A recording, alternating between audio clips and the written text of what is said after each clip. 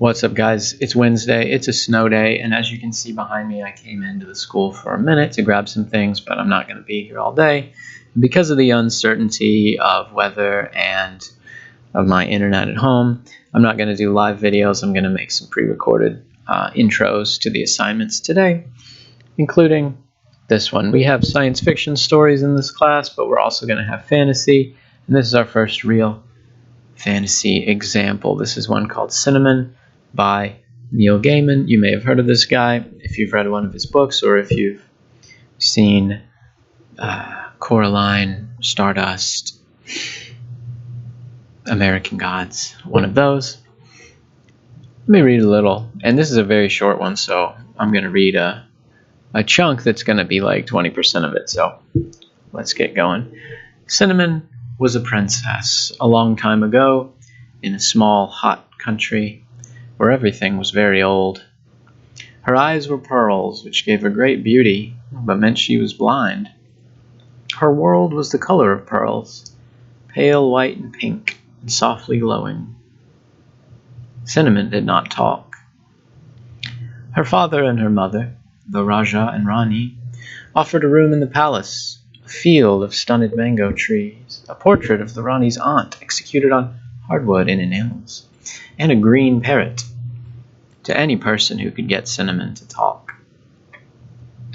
The mountains ring the country on one side, the jungle on the other, and few and far came the people to try and teach Cinnamon to speak. But come they did, and they stayed in the room in the palace, and cultivated the field of mango trees, and fed the parrot, and admired the portrait of the Rani's aunt, who was quite a celebrated beauty in her day, although she was now old and crabbed and pinched with age and disappointment. And eventually they went away, frustrated, and cursing the silent little girl. So quick, let's take a look here, because there's so much in the first couple of paragraphs. The premise of a fantasy story is important because, often sci-fi is just our world with one extra thing, like time travel or space travel or something like that. But fantasy is usually a whole new world. It doesn't have to be, but it's a kingdom in a far-off land or a new place or something like that. So we have a lot in fantasy. You got to tell us the rules. Is there magic? Are there ghosts? Are there elves? What is it? And in this one, it's a little bit of a fairy tale situation, a princess a long time ago. But we get specifics. We get one, eyes are pearls. Do they get into how that works? Were they born biologically? Was it a spell? Do they get infected? No. You can say anything you want in the beginning, and we'll go with it. And then, second paragraph, she didn't talk. So she has two key traits here, besides her personality, which we'll learn a little bit later. But the sort of structured way of doing this is very important. Cinnamon did not talk gets its own paragraph, because the first one was about the eye thing. Second one is about another thing. And even though they're not equal length, they're equal importance to the story. Father and mother, the Raja and Rani, these are words that are sort of, I think, Indian. I was going to say Hindu. I don't know if the language Hindi is right, but they definitely remind me of somewhere in India, Bangladesh, Nepal, somewhere around there, Pakistan.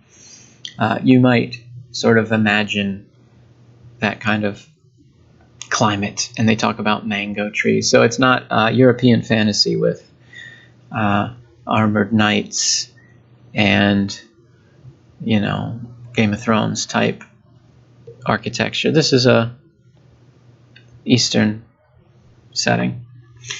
And they have an offer. If someone can get her to talk, we will give you a room, the mango, the portrait, the parrot. And we see that repeated right away, right? We get the room, the mango, the parrot, the portrait. And this is based on oral tales, if you think of before people had writing, when stories were passed down at a campfire or on stage or by a bard with some kind of instrument, they would be memorized.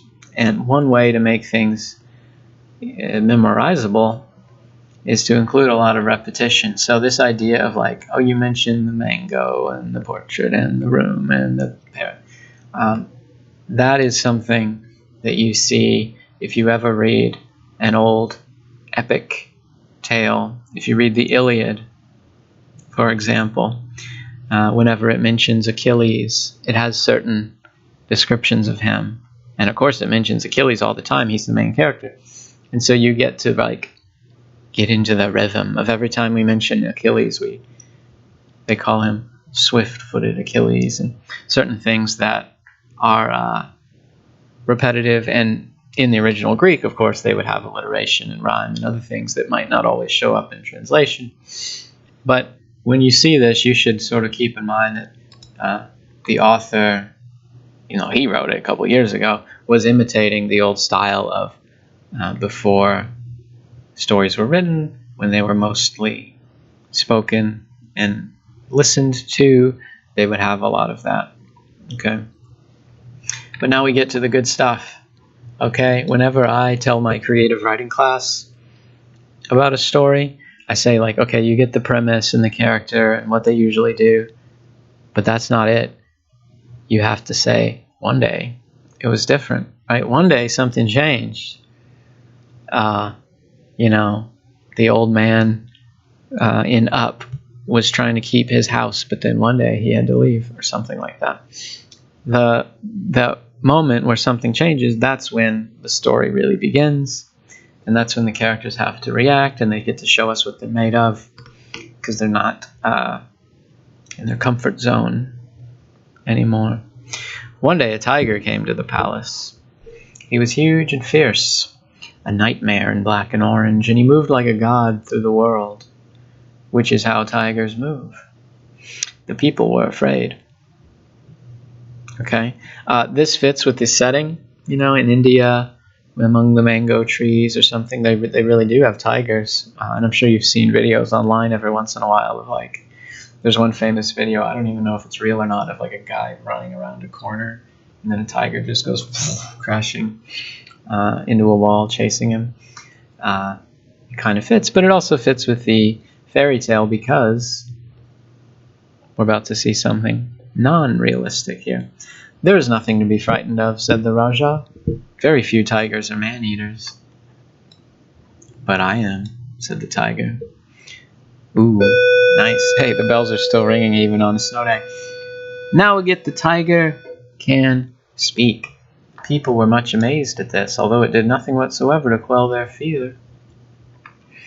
You might be lying, said the Raja. I might be, said the tiger, but I'm not. Now, I am here to teach the girl cub to talk. I'm going to stop here. I'm going to let you guys read the rest. It is super short, just a couple of pages, but it's got this great premise of how like, oh, the humans couldn't get this girl to talk, but a talking tiger, well, maybe that could be someone who succeeded where they failed, right? Now, are they going to let this daughter go off with the tiger who could just eat her? It's a tiger, but this one talks. Maybe it's not normal. Maybe it's like a wizard in the disguise of a tiger. This is where fantasy gets good, is that you can introduce stuff at the beginning. And you don't introduce stuff like this at the end. You don't say, oh, by the way, we have a new rule. You got to do it on the first page.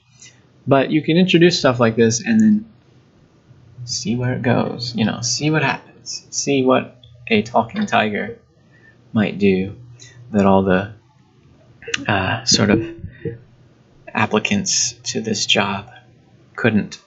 I'm going to post a couple of questions, and I'm going to go back and grade some of the previous assignments. You turned in video, you turned in the other thing, and we'll just make a little progress. I'll see you guys hopefully next time. Maybe we'll have another snow day. We'll see.